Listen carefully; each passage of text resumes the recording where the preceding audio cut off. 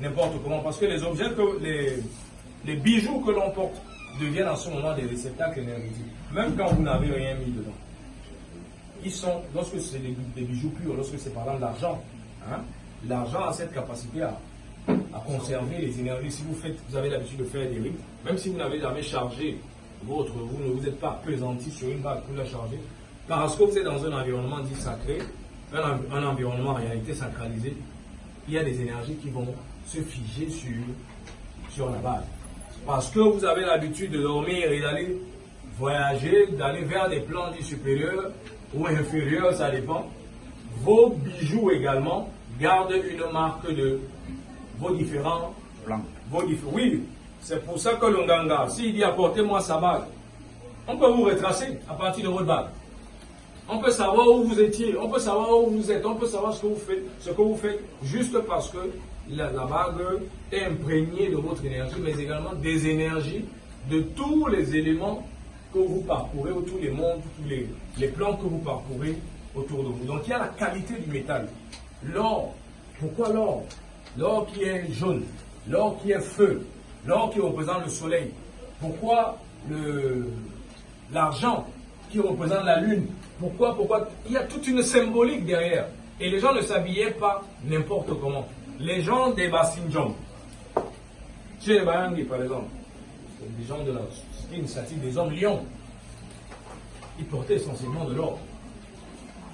Ils portaient essentiellement de l'or parce que la royauté de l'or est symbolisée par le soleil. Et le soleil, c'est jaune, c'est l'or. Ceux qui ont l'habitude de faire certains travaux la nuit et qui se connectent à la lune, qu'est-ce qu'ils portent? Très souvent, c'est de l'argent. C'est de l'argent parce que la lune et l'argent, il y a un lien entre les deux. Il y a un lien entre les deux. C'est les mêmes symboles que nous voyons au-dessus de nous, c'est-à-dire le jaune pour le soleil et puis le gris, l'argenté, comme on dit, pour ce métal-là. Et il en va de tous les métaux.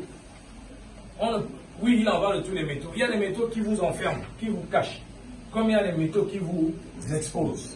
Donc, vous ne pouvez pas être dans une, je sais comment, vous êtes en train de vouloir briller et vous mettez un métal qui vous enferme. Vous bloquez vos blindages, vous bloquez les huiles que Kamal Bois a fabriquées pour vous. Vous bloquez toutes ces choses parce que vous avez mis un autre élément qui en fait est un élément conservateur qui empêche certaines choses de sortir ou de s'échapper de votre corps. Vous mettez un collier et vous pensez faire le beau. Seulement c'est un collier de protection. Par contre vous êtes en train d'aller dans un environnement où vous voulez briller. Le collier vous cache. Cependant qui vont mettre de l'ébène, des colliers d'ébène, des bijoux d'ébène, les grands que de gain. Avec de l'ébène. Mais on ne brille pas avec l'ébène. On ne brille pas avec l'ébène. L'ébène, c'est pour nous cacher. Oui. Du coup, vous vous retrouvez dans une composition où vous avez tout, mais vous n'êtes rien. Hein? Vous n'avez rien en réalité parce que vous créez en fait des conflits énergétiques autour de vous sans le savoir. Toutes ces sciences sont perdues. En matière d'accoutrement également, de parure, n'oublions pas le parfum. Le parfum qu'on met sur le corps. Le parfum qu'on met sur le vêtement. C'est très important. Le parfum appelle comme le parfum repousse. Il s'agit là de tout ce qui est olfactif, c'est de l'énergie olfactive. On le sait. Le parfum, c'est comme l'encens. Ça attire comme ça repousse. Donc si vous êtes dans une posture où vous êtes en train d'aller chercher un travail et que vous mettez plutôt un super grand parfum que votre grand-père a laissé, qui est plutôt un parfum de protection, vous pouvez être sûr que vous n'aurez pas votre travail. Oui, c'est-à-dire que si la protection là est tellement élevée, eh bien, elle va casser le jujube que vous avez mâché pourtant avant d'arriver chez l'employeur.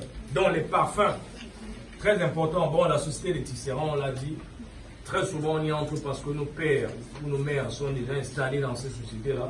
Lorsqu'ils partent, les dignitaires de ces sociétés sont tenus de nous transférer justement le savoir à l'intérieur de la société initiatique. Les dessins, parce qu'il faut revenir là-dessus, ils indiquent, ils signifient, ils appellent.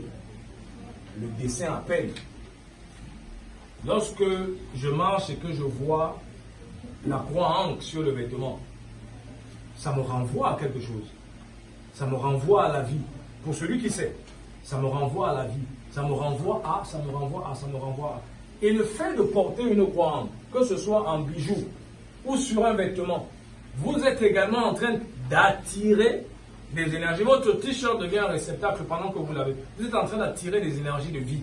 Parce que c'est ce que ça veut dire la croix. Vous êtes en train de vous vivifier quelque part.